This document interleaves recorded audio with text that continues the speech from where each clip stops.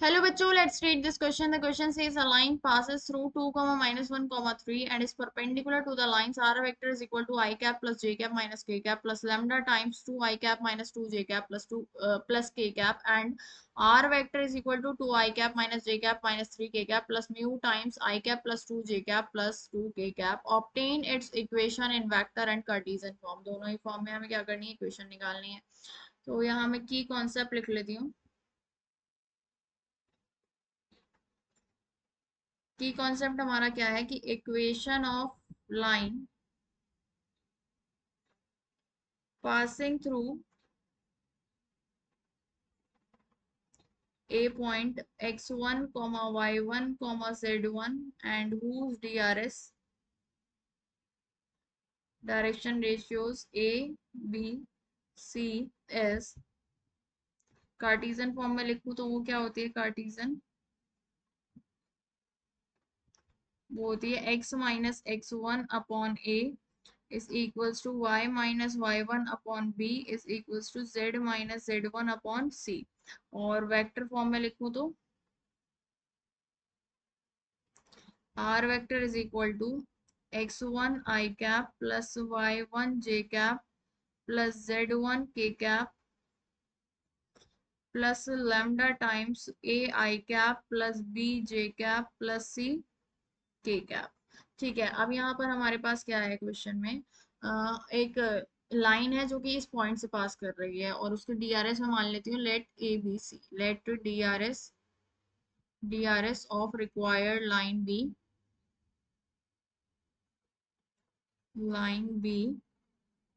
ए B C. तो हमारे पास equation of line क्या हो जाएगी, इस पॉइंट से पास कर रही है, वो हो जाएगी हमारे पास x माइनस का 2 upon A is equals to Y plus 1 upon B is equal to Z minus का 3 अपॉन सी. ठीक है, अब ये डीआरएस, अब ये परपेंडिकुलर है इन लाइंस के, तो इसके तो डीआरएस ए बी सी है. अब इस लाइन के डीआरएस क्या है हमारे पास, 2 माइनस का 2 और के. तो इसको तो मैं कह देती हूँ जैसे कि हमारे पास लाइन 1 है और ये हमारे पास लाइन 2 है. लाइन 2 के डीआरएस मैं लिख देती हूँ डीआरएस ऑफ लाइन 2 हम कह देते हैं उस सेकंड वाली लाइन को, उसके हैं 2, 2 माइनस का 2 और 1, 2 माइनस का 2 और 1. ठीक है, और तीसरी वाली लाइन को मैं कह देती हूँ डीआरएस ऑफ लाइन 3. उसके डीआरएस क्या है हमारे पास, 1 2 2, 1 2 2.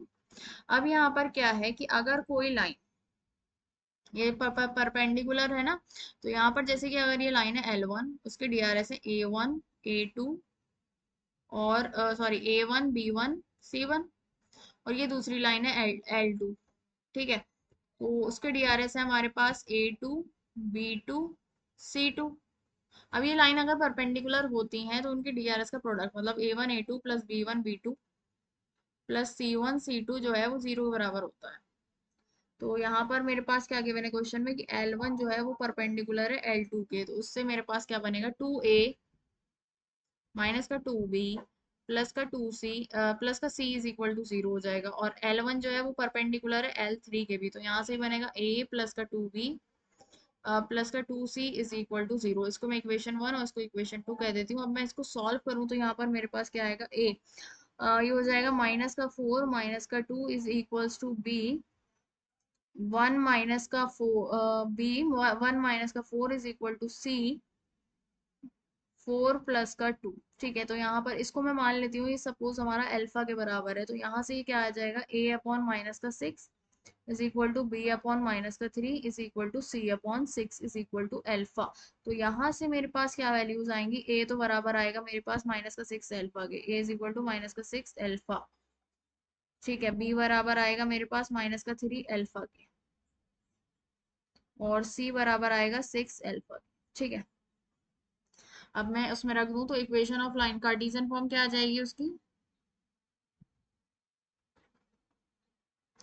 कार्टेशियन फॉर्म तो हमारे पास क्या है, x माइनस का 2 अपॉन ए कितना है माइनस का 6 alpha is equal to Y